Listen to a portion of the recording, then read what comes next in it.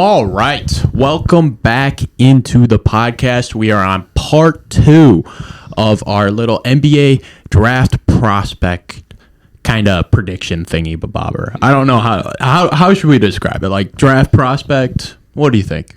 Yeah, draft prospect rankings. Draft rankings. Analysis. Yeah, draft analysis. I like draft analysis. I like that. We'll go with that. So we are on pick 8, which belongs to the Indiana Pacers. We're going to go through pick 8 all the way to 14, and then we'll get to some sleepers and the best player we think that will come out of the draft. So number 8, Jarace Walker to the Indiana Pacers. Anthony, talk to me a little bit about him.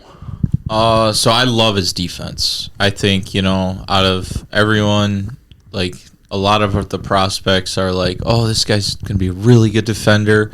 I think this guy will have one of the biggest defensive impacts. Obviously not Wemby level, but I think he'll be a big time defensive player. However, I'm not sure how much offense he'll be able to provide. At Houston, he was a great defender, easily their best defender in the conference, arguably the country, in my opinion, in college. I agree with that. So I like that. I like the fit. I like Indiana for him. I think Tyrese Halliburton's going to make him at least get a lot of opportunities offensively just because of everything that he provides there. I put him at a 3.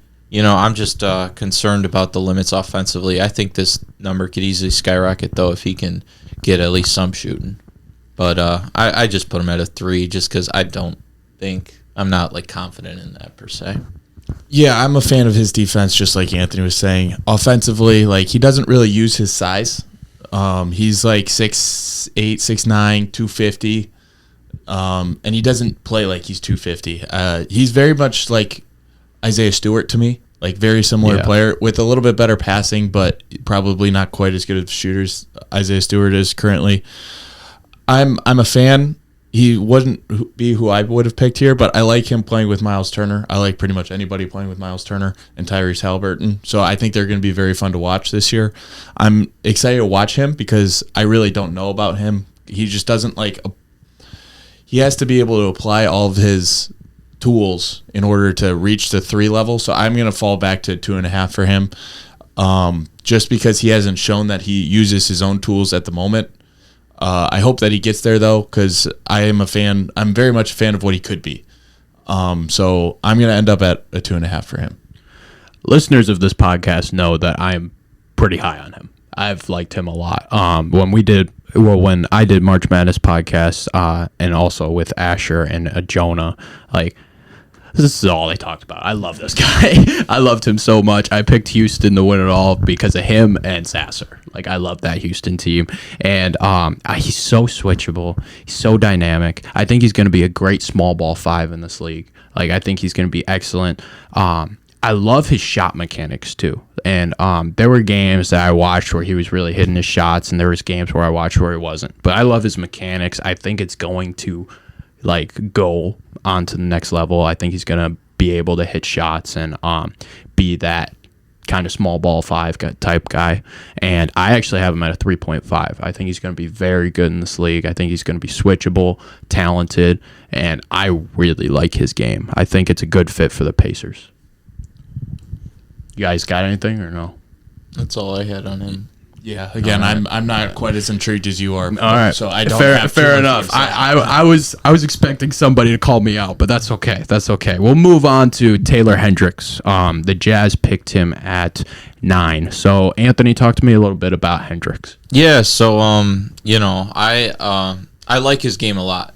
I think he's the type of guy that in the league will just be this valuable role player that everyone wants, just like a PJ Tucker type. Obviously, he's more of a shooting guard, small forward. Eric Gordon, maybe a little better version than that. I just think he does everything well. I think you can match him up. I think he can guard different players. I think he shoots the ball, or he will shoot the ball well enough in the NBA where everyone's going to want a Taylor Hendricks. So I definitely would have put him ahead of some of these guys, like Anthony Black or Sar Thompson or someone like that. But I ended up at a 3.5, and mostly just because of I think just how solid he'll be. I don't see an all-star. I don't see that. And,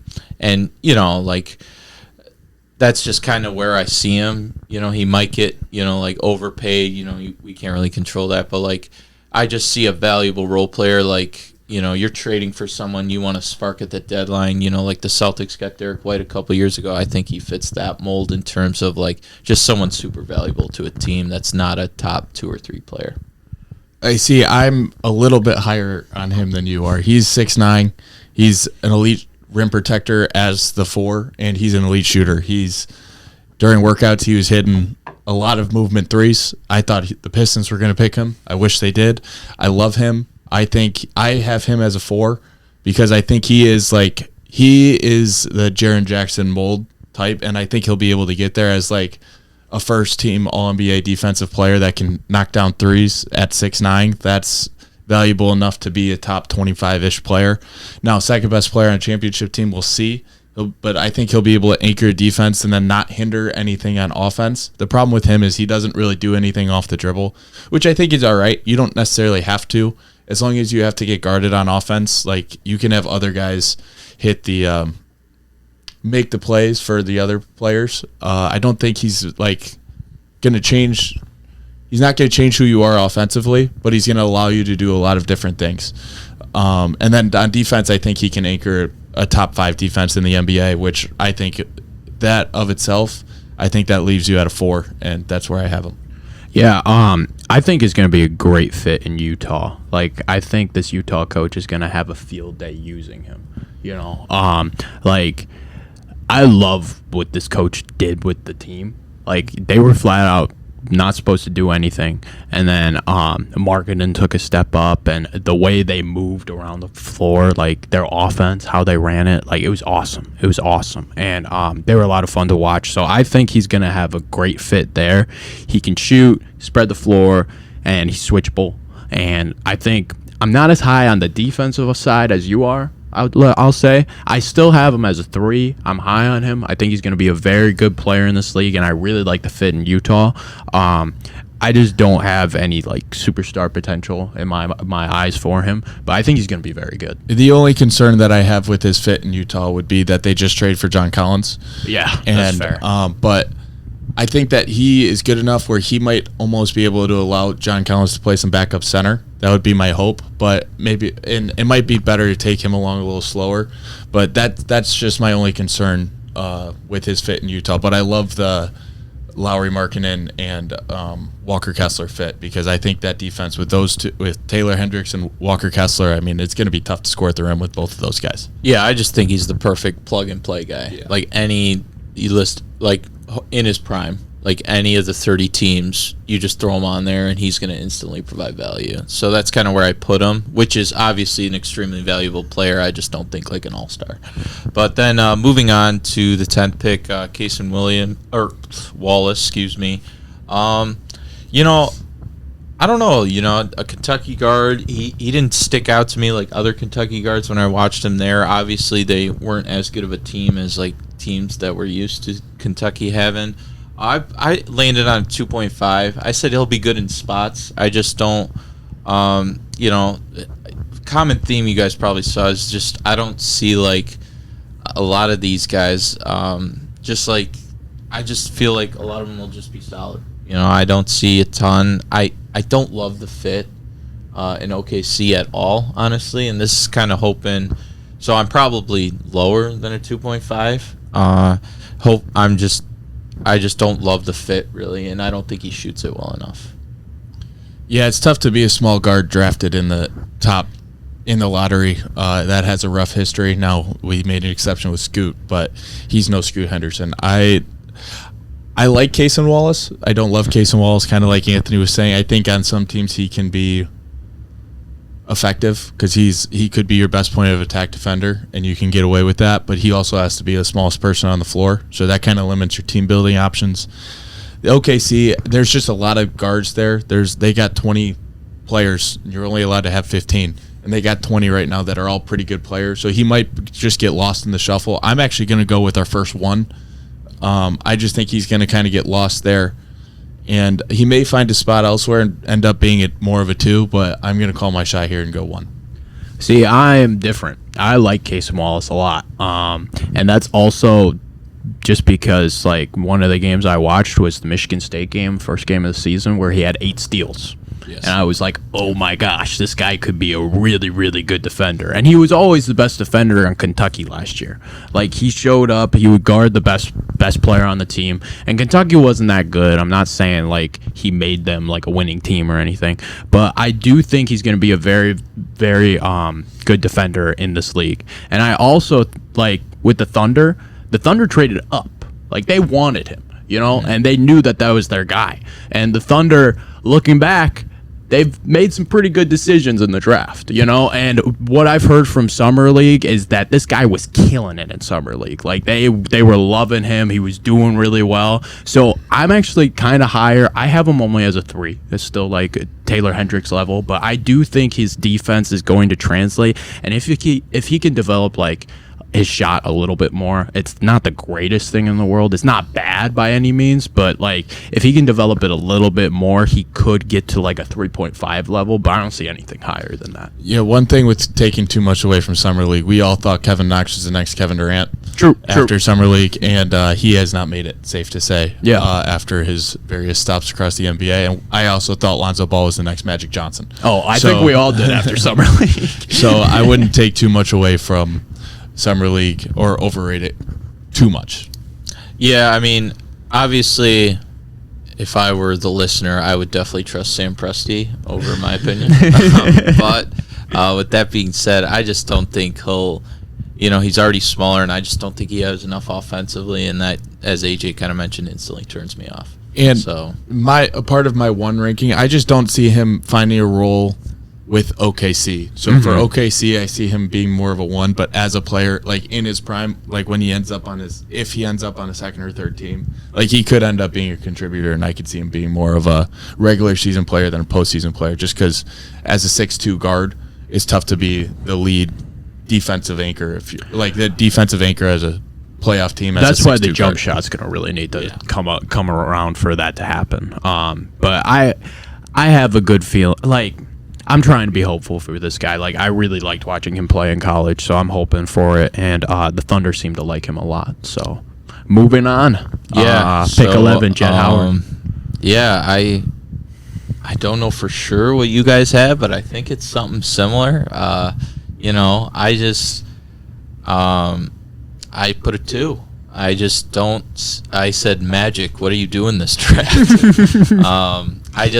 He could shoot it a little bit, but he doesn't do a lot others. And, as people that watch Michigan basketball a decent amount, I'm sure we all had our frustrations with him.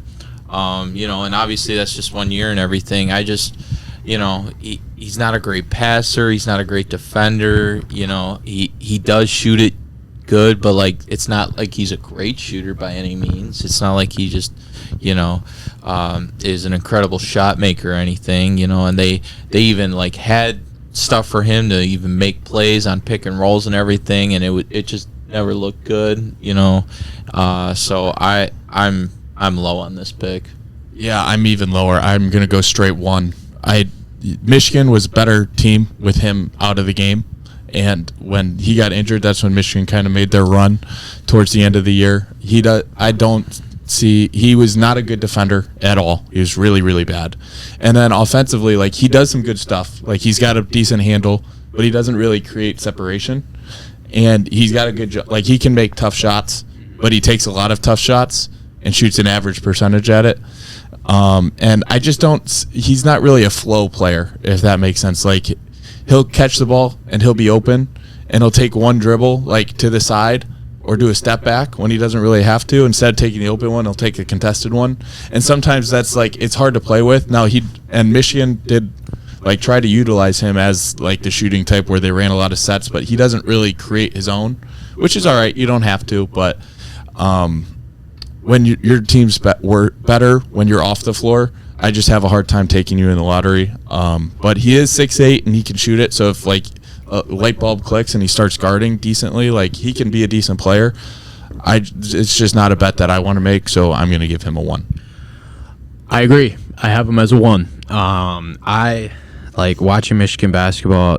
It's really been frustrating the past few years. And like watching Jett, it was like I only really saw the shooting. I didn't really see anything else. And like if you look at Michigan, ever since Juwan has come there, they've ran like an NBA style offense. And with me, like Jett had some games where he was really good, and then he just had some games where it was like just awful. And I don't think in the NBA like you can be that inconsistent, and still keep getting chances, especially on a team like Orlando where you have a lot of guys that I think are better than him. And yes, they're still young and they're still developing, but they're looking to start winning games, and I don't know how impactful he's going to be to start winning games. So I don't have him very high. I have him as a 1.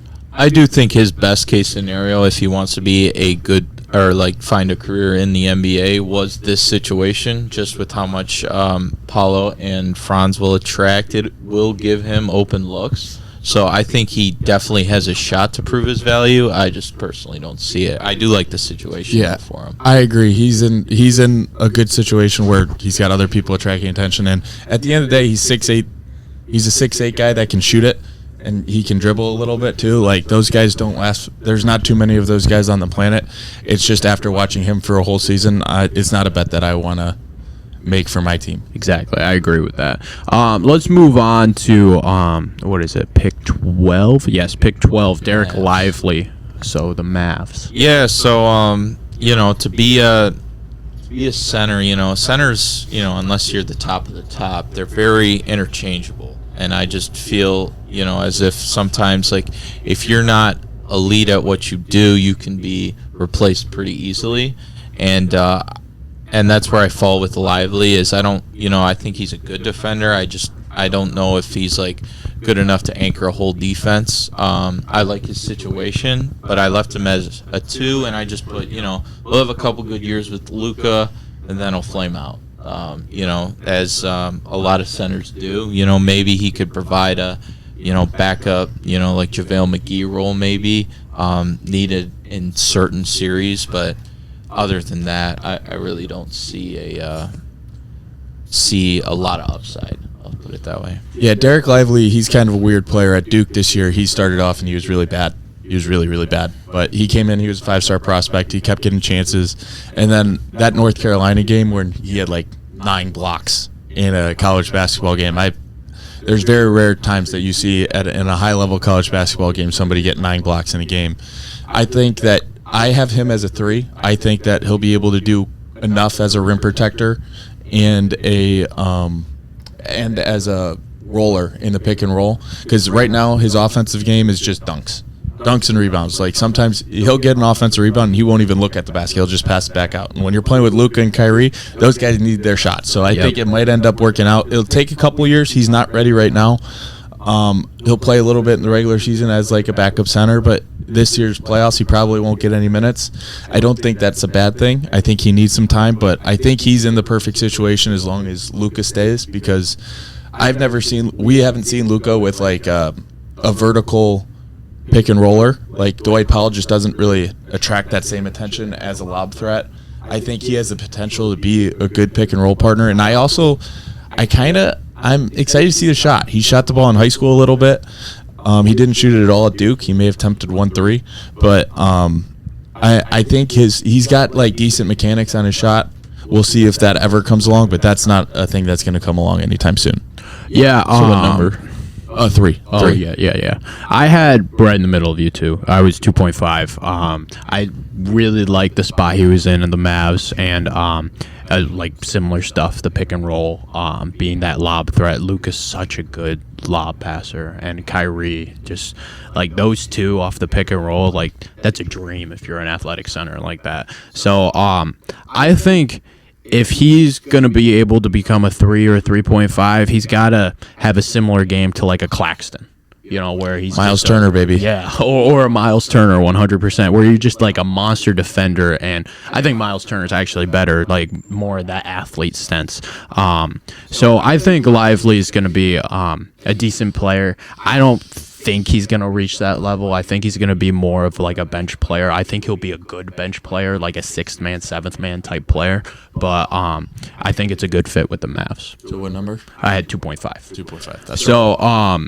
Moving on to 13, which is Gradey Dick. Talk to me about that, Anthony. Yeah, so I was high on him coming in, but the more I think about this pick, the more I love it for the Raptors. So I put 3.5, and I would say I could see a 4. I think he's going to be a steal. I think a lot of teams are going to look back and be like, man, we could have, like, he would have fit perfectly.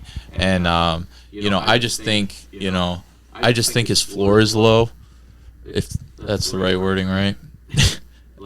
Or a high floor. Yeah, high floor. Yeah. Like, as in, like, there's not a lot of we got potential. Yeah, sorry for my.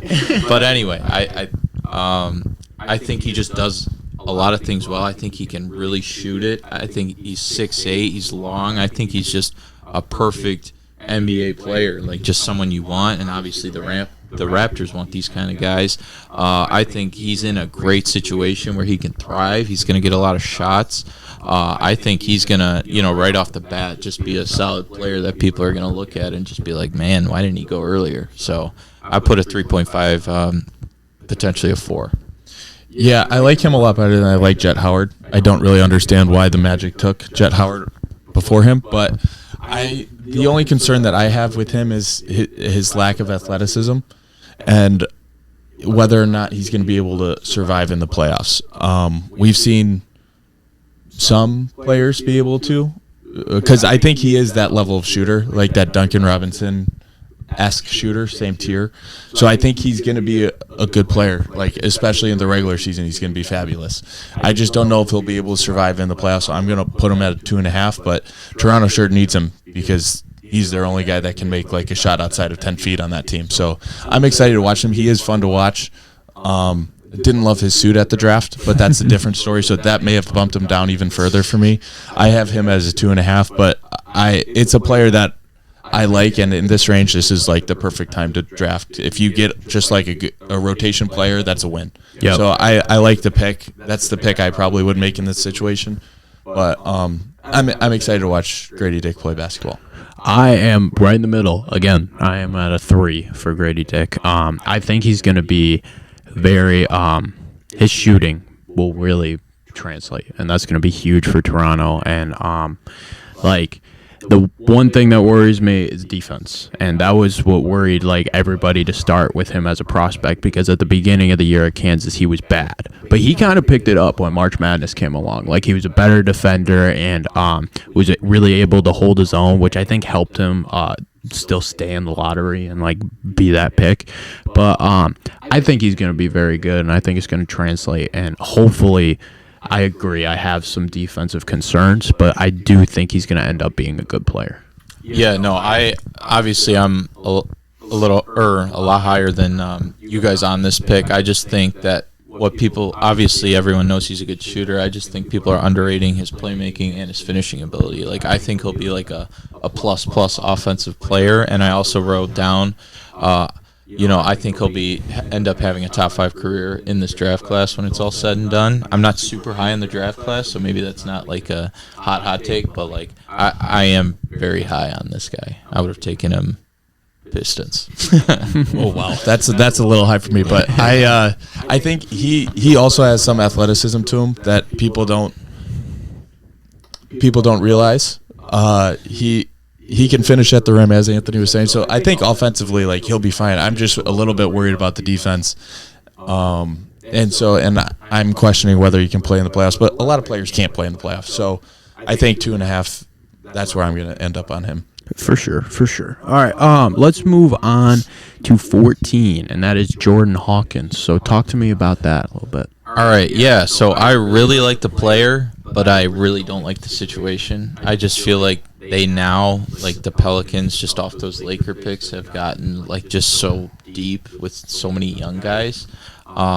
So I like the player. I like his ability to shoot it, and I think that's going to keep him around for a while. But I did have him at like a 2.5 just because I see him providing like a ton of value in like certain series because like everyone needs shooters, but I just don't see him being like a consistent guy who gets minutes in the playoffs. I think he's like a plug and play, like someone you can play this series and maybe not a good matchup in this series, but I think he has a long career. But I am nervous just from his situation that he could flame out rather quick, but I think he can. I think he'll overcome it and have a long career. Yeah, I see a lot of Seth Curry because he is a terrific off-ball mover. Now, when he's in the game, you kind of have to structure your offense around him, kind of like the Heat do with Duncan Robinson. And I think he's going to need to be able to latch on to a big guy and have a really good two-man game with him, just like Duncan Robinson and Bam Adebayo or Joel Embiid, JJ Redick, Joel Embiid, Seth Curry, that kind of thing. And I actually think that could be Zion. But he's going to need Zion to be healthy, and if he doesn't have that connection or never gets quite to that level, he's going to have a hard time sticking. He's really skinny, so I don't think he'll be able to hold up quite as well in the playoffs as Anthony was saying. But I mean, he can change a game with his shooting because that guy can shoot, and he does not stop moving either. He might be one of the more like Duncan Robinson as an off-ball threat. Like he draws so much attention, it makes everybody else around him better, and that's why the Heat play him up in playoffs and play zone just so that he can play on offense. And he could have that. That's like, in my opinion, that's like the ceiling. But he doesn't do too much off the dribble, and it's a really narrow road to make it work. So I'm just gonna go with a 1.5. But I mean, if he there's a way for him to be higher, but I'm just gonna bet on the median outcome here and go 1.5 for him. I'm very high on this guy. I really like him. I think his shooting is just like, I think he's easily the best shooter in this draft, like by far. I don't think it's close. Gradey Dick's a pretty good shooter too. No, but I love this guy, dude. Like him in March Madness was crazy. Like this guy really is just unbelievable with his shooting, and I think his shooting gravity is just going to be like insane when he hits the NBA. And I don't love the fit. I really don't, but I do think like if he found another team with like that big you were talking about, like I'm just imagining him with Jokic. Oh my gosh! Put anybody next to Jokic, so they look pretty good. Like Jokic and like Bam, like those types of bigs with him would make it like so much better for him, and I think he's going to be very good. I have him as a 3.5. I really like him, and I think he's going to be very good in this league. Yeah, so I just, I just think, with the shooting, I don't have him that high as a shooter. Like, I don't think he'll reach, like, a JJ Redick or any, like specialist, like, you have to play. I just think, like, we need more shooting, throw him out there. So yeah. I'm kind of on that level, but, yeah, that's the lottery for you. So yeah, no, that's the lottery. So we are actually going to move on to some sleepers. So we got to discuss it. These will be people either in the lottery or outside the lottery, whoever we think are really going to be kind of successful moving on that you might not think of. So we're going to all pick 3. So we won't do a draft or anything, but we'll just talk about like who we got. So Anthony, why don't you give me your first sleeper, the sleeper you like the most? Yeah, before that, I would like to say, with this draft, it's an interesting draft just because, I think you got the top 3 was the Wemby, Miller, and Scoot, and then you had everyone else, and I feel like there was a lot of players that you could plug in, like from like the 6 to 13 range, and there's so many players, as I was kind of mentioning earlier, where, they're supposedly super good defensively, but are struggling to shoot. Yeah. But then everyone's like, they'll get their shot down low. So, like, it's going to be interesting to see how this plays out. Like, who's actually that guy defensively and who actually is going to be able to develop a shot. Yeah. I think that's going to determine the trajectory of this draft class for sure. For sure. Yeah. For sure. All right, so first off, my first steal. Yeah. All right. So I originally, before the medical problems, I had him as I think my number 4 on the board. Obviously, I don't know his medical problem, but there is a reason he fell to 20th. I have Cam Whitmore. I was super high on him. I wanted the Pistons to take him. Did not know about the medical stuff though. And so if he, I don't know what exactly it is, but if he can I just believe it's his knee. yeah, Maybe, but okay. Or shoulder. One of the two. I think it's and- shoulder. Shoulder. Yeah, Shoulder it's sounds shoulder. right. you know, Yeah. so if miraculously there's some way that he can be that not be a huge impact on his career, I think this guy's gonna be a stud. He's got the talent for sure. We'll just see if, Right. Yeah. there's a reason why teams pass on him. So we'll see. I agree. But he's got all the talent to do so. So Yeah. I agree. And at 20 for the Rockets, it was Exactly. definitely worth it.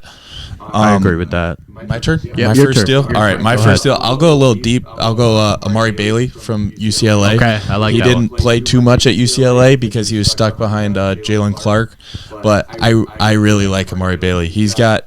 I hate his situation, though, so I'm a little worried about that. Where did he go? Charlotte. Okay. Charlotte at I like gotcha. 43, I think. Gotcha. I really like Amari Bailey as the player. I hate the Charlotte Hornets, so I was really bummed out when he went to Charlotte. But Yeah. I just think he's an athlete. He plays really hard, plays the game the right way. He's got to be able to shoot it just a tad bit better. I like his form, though. Like, it looks good. It just doesn't go in quite as much. Yeah.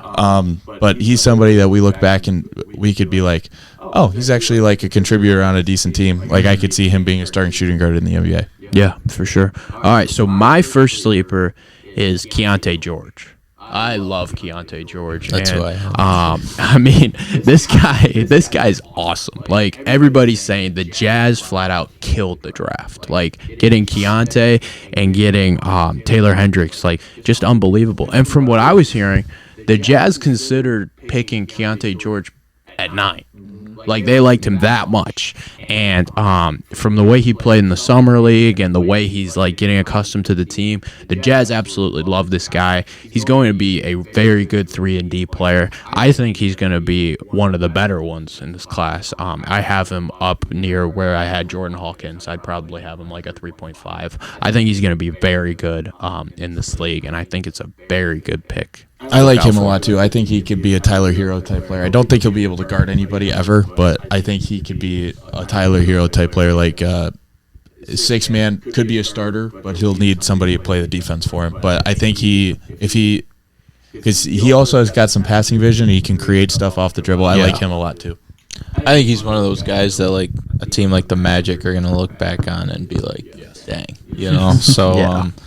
I am very high on him. That's who I had too. We're picking 3 sleepers, you said?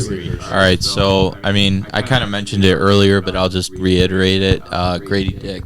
Yeah. I think that's going to be the steal of the draft. I think again the Magic are going to look back and in 5 years they'll probably just maybe be someone will hear this and they'll be like, dude, what's wrong with you? He's out of the league. But I think Gradey Dick's going to be a really good player. So, as I reiterated. All right, I got another deep cut for you. Number Okay. 51, the Brooklyn Nets selected Jalen Wilson, Okay. forward out of Kansas. Yep.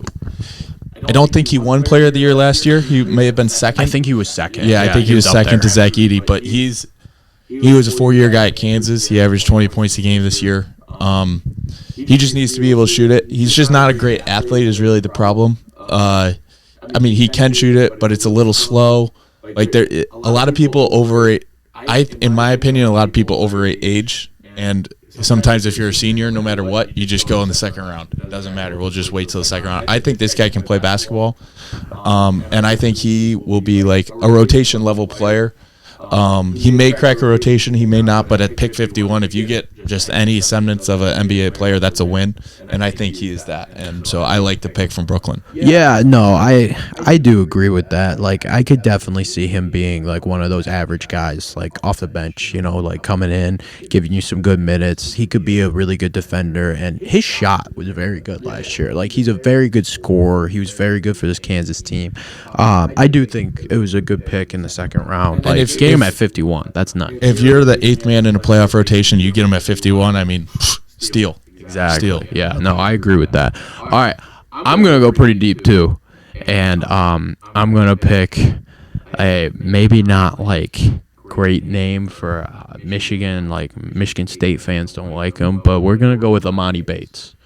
And it's just more because of like the scoring aspect, and the fact is, like, I watched this guy play. He came to Oakland last year, and some of the shots this guy can make, just unbelievable. Like he's shooting step backs from the logo, and like you think it's going in every single time because like this guy is just that Does good it? of a scorer. I don't think it goes in. Well, if you're in the building, like you think it's going in. Like this guy is like that box office on offense. If he's ever going to become a guy that could play with a team, then he could be a good, solid player in the NBA, I think.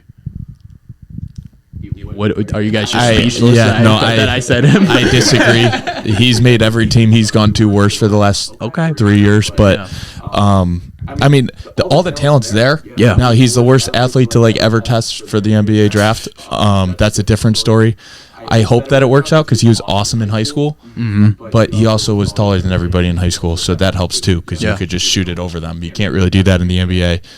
He needs to learn how to play basketball, if that makes sense, because he's got the talent, and he's got the one-on-one talent. Like in one-on-one, he could hang in there with just about anybody. I just don't think he knows how to play 5-on-5. And my thing with pretty much anybody in the league is you have to make your teammates better. It is a team game, and I just don't know if he does that. Memphis was better when he was gone 2 years ago, and Eastern Michigan. They weren't good before, but they weren't good with him either. No.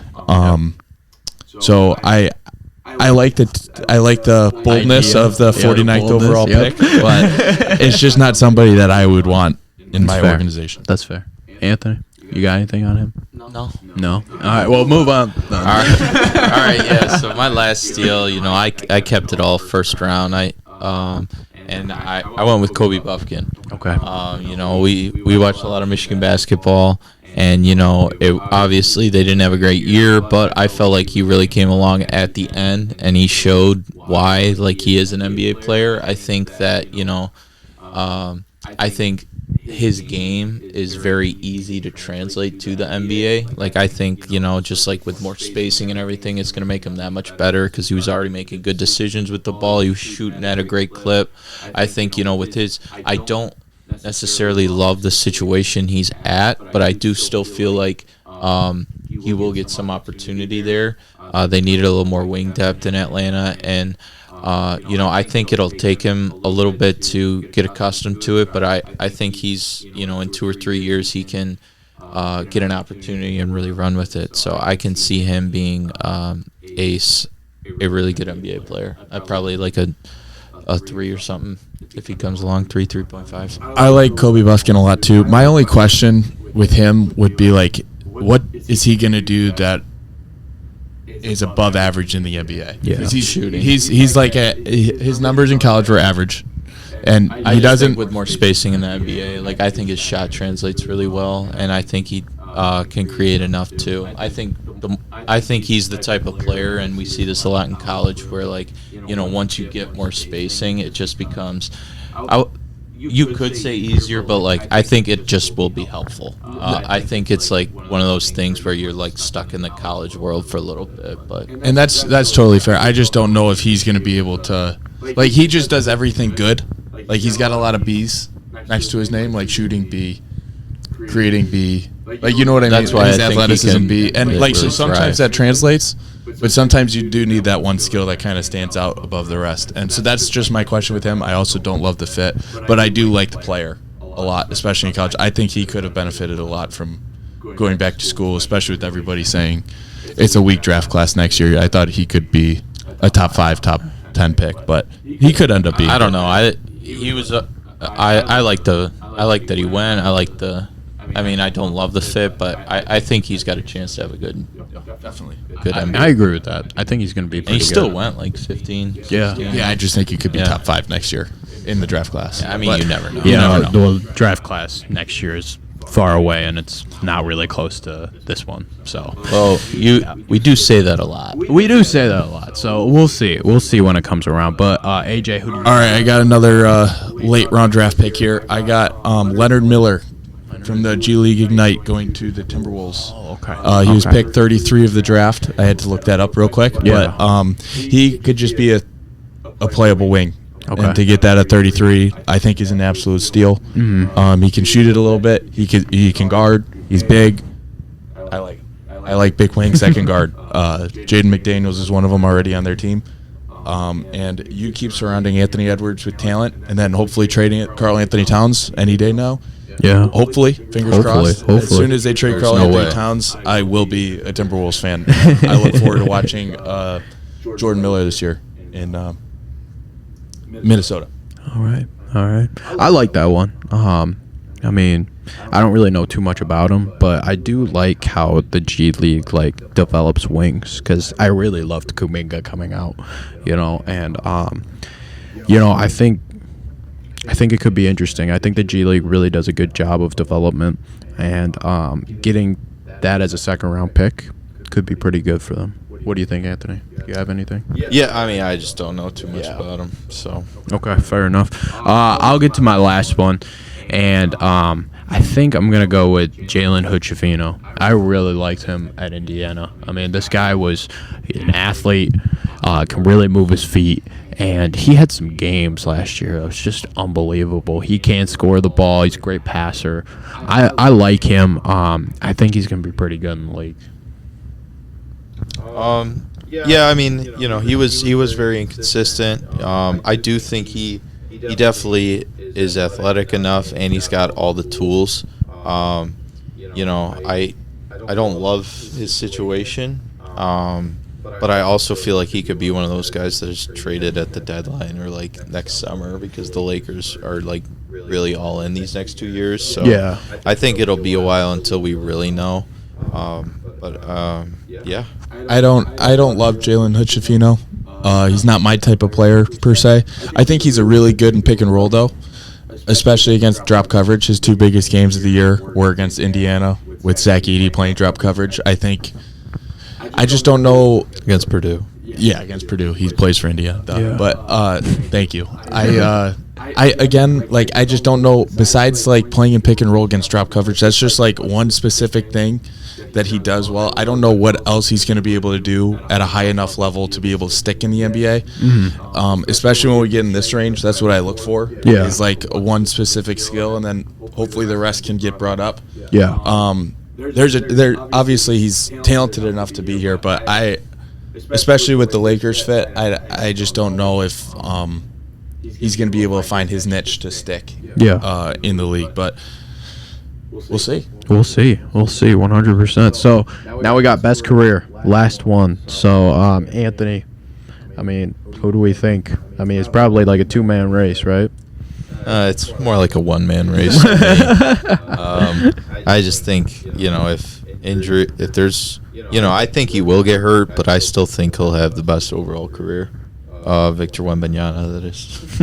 Yeah, and with Anthony's statement with Victor Wembanyama, like a lot of people talk about the injury concerns, and because that's really the only downgrade you can have for him. But I heard I forget who was saying this, but Kevin Durant's gotten hurt a lot in his career. He's missed a couple seasons. He missed one in OKC. He missed one with Brooklyn. He got hurt in the finals in 2019.